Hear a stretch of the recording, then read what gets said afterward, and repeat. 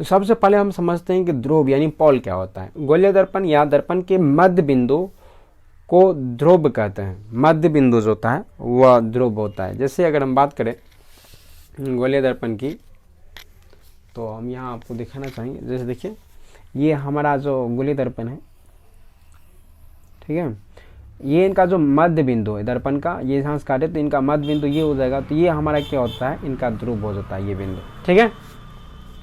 तो गोलीय दर्पण या दर्पण के मध्य बिंदु को हम क्या कहते हैं, ध्रुव कहते हैं, यानी इसे पी के द्वारा प्रदर्शित किया जाता है, ठीक है। और वक्रता केंद्र की बात करें तो गोलीय दर्पण के केंद्र को दर्पण का वक्रता केंद्र कहा जाता है, ठीक है। गोलीय दर्पण का जो केंद्र है, जहां हम रख करके कोई प्रति बनाते हैं, जैसे ये केंद्र है ना, इनको हम आसपास आकृति बनाए इसकी त्रिज्या को मानकर, इनको केंद्र मान करके, तो यही हमारा केंद्र क्या हो जाता है, केंद्र और परिधि तक यानी गोला की जो परिधि होती है उनके बीच की जो दूरी होता है वह हमारा वक्रता केंद्र कहा जाता है। यानी वक्रता, वही केंद्र को ही वक्रता केंद्र कहेंगे। सिंपल सी बात करें, वो केंद्र को हम वक्रता केंद्र कह सकते हैं, ठीक है।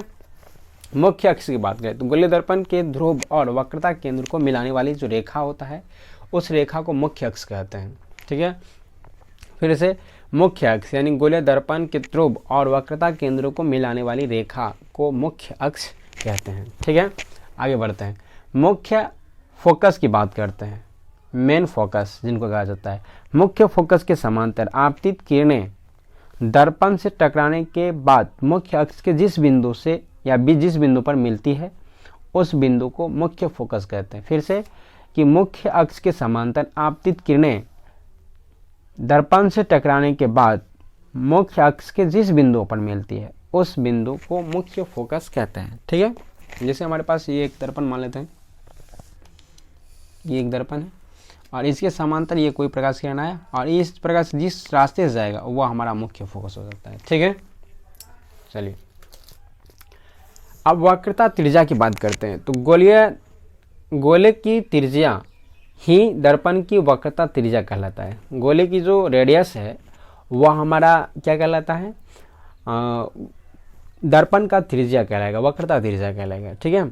दर्पण के ध्रुव से वक्रता केंद्र तक की दूरी को वक्रता त्रिज्या कहलाएगा। दर्पण के ध्रुव से वक्रता केंद्र तक की दूरी को वक्रता त्रिज्या कहते हैं, ठीक है। फिर से देख लेते हैं, ध्रुव यानी गोलीय दर्पण या दर्पण के मध्य बिंदु को ध्रुव कहते हैं, इसे पी के द्वारा प्रदर्शित करते हैं। वक्रता केंद्र की बात करें तो हम यहाँ वक्रता केंद्र की भी परिभाषा हम आसानी से देख सकते हैं, क्या कि गोलीय दर्पण के केंद्र को दर्पण का वक्रता केंद्र कहा जाता है। गोलीय दर्पण के केंद्र को दर्पण का वक्रता केंद्र कहा जाता है। मुख्य अक्ष गोलीय दर्पण के ध्रुव और वक्रता केंद्र को मिलाने वाली रेखा को मुख्य अक्ष कहते हैं। फिर से मुख्य अक्ष की परिभाषा फिर से बोल लेते हैं कि गोलीय दर्पण के ध्रुव और वक्रता केंद्र को मिलाने वाली जो रेखा है उसे हम क्या कहते हैं, मुख्य अक्ष कहते हैं। मुख्य फोकस की बात करें तो मुख्य अक्ष के समांतर आपतित किरणें दर्पण से टकराने के बाद यानी दर्पण से टकराने के बाद मुख्य अक्ष के जिस बिंदु से पर मिलती है उस बिंदु को मुख्य फोकस कहते हैं, ठीक है।